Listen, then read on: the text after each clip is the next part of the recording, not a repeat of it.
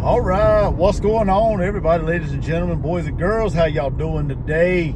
Welcome back into another video with Gamecock Chuck. A little ride along video as we're gonna talk some little bit of Gamecock football. Yeah, make sure you guys are hitting that like, share, comment, subscribe, do all that stuff to help this channel grow, to show your love and support for this channel. It is greatly appreciated by myself. Let's go ahead and get into it, man. Come on, NCAA. Quit dragging your damn feet, man. Like we say in the country, you know, shit or get off the pot. You know what I'm saying? This is ridiculous, the way they keep treating Gamecock transfers or players that are seeking more eligibility that are committed to or enrolled at South Carolina. It's happened before. Jalen Brooks, when he transferred to South Carolina, they were dicking around, dragging their feet, didn't want to clear him. Now we got the same thing happening with the running back that transferred in from Utah State, Rasul Faison. According to Coach Beamer and his little welcome home tour that he said the other night, they have everything they need. Okay, South Carolina has given them everything they need to make a decision about that young man and his playing time at South Carolina. They've even went back to other colleges that he attended, got whatever they needed. They provided everything to the NCAA. Yet, that was back in January. It is what, freaking May now. That's what, 5 months and still no official word, no clearance or whatever, no denial, anything. What the heck's going on with that? I bet you, I would be willing to bet you if this was Ohio State, Georgia, Alabama, anybody like that, wouldn't be a freaking issue. It would have already been solved, settled, over with. They'd be ready. They'd be going, playing, whatever. You know, it wouldn't be an issue. But not South Carolina. Nope. They finding a way to screw us over, screw this young man over. To be more specifically, who cares about, you know, screwing over a university?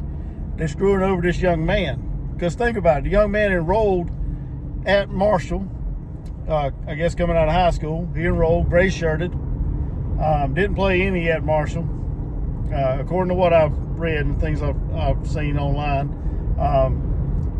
He left there. He took a class at Lackawanna Community College up there in Pennsylvania. Left there and enrolled at, I think it was Snow College or something like that, some college like that, I guess is what they call it. Snow College.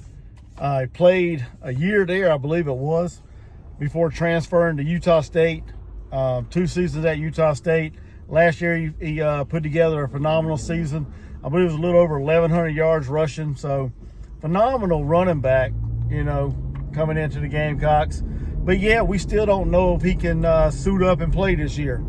And I've mentioned this before in some of my lives and probably in a couple of videos about that, because when I kept hearing, you know, Coach Beamer's press conferences after practice or whatever during the spring camp, that question was always asked whether or not we've heard anything back from the NCAA on this young man. So I've mentioned that in the past, that, you know, we still waiting on his eligibility. That I'm not, you know, I'm glad he's in the running back room right now, but until they say, yeah, he can play, I'm excited about having him, but at the same time, I'm not putting all my eggs in a Rasul Faison basket. And, you know, if he can't play, we still got some running backs back there. Not a whole lot of, as far as, I guess you say, Power 4 experience. We got Jawan Howell come over from the MEAC.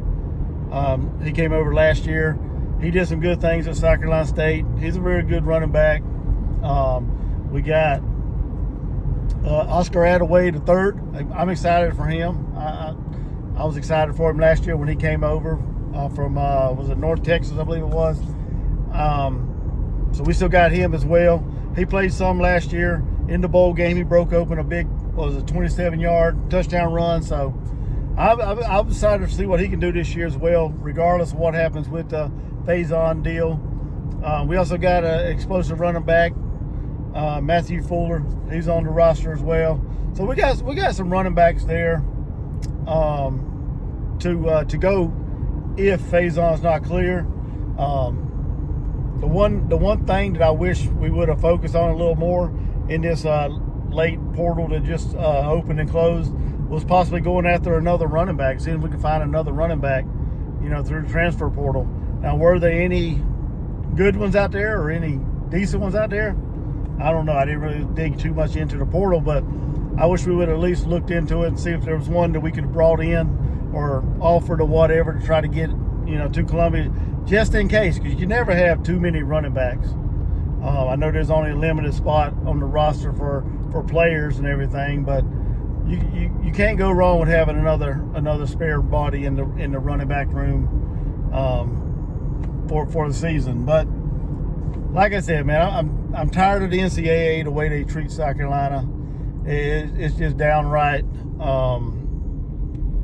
freaking crazy, honestly. I don't even know what to say, but the level of disrespect that they give us when it comes to clearing players to transfer in or seeking another year of eligibility, it's just downright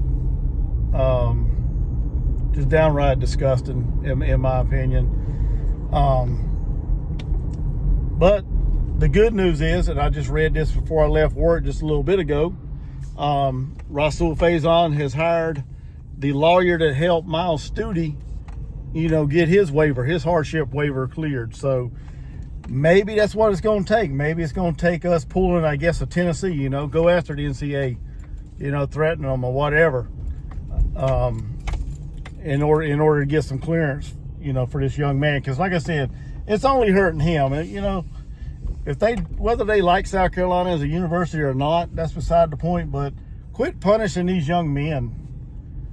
Do what's right and give this man another year of eligibility. He deserves it, man. He deserves it. Just like everybody else that gets cleared for stuff like that. Give him another opportunity.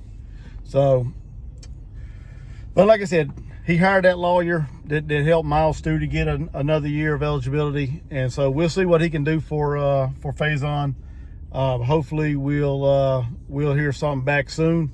Hopefully, it's some positive news, because I'm excited to see that young man suit up for the Garnet and Black and see what he can do.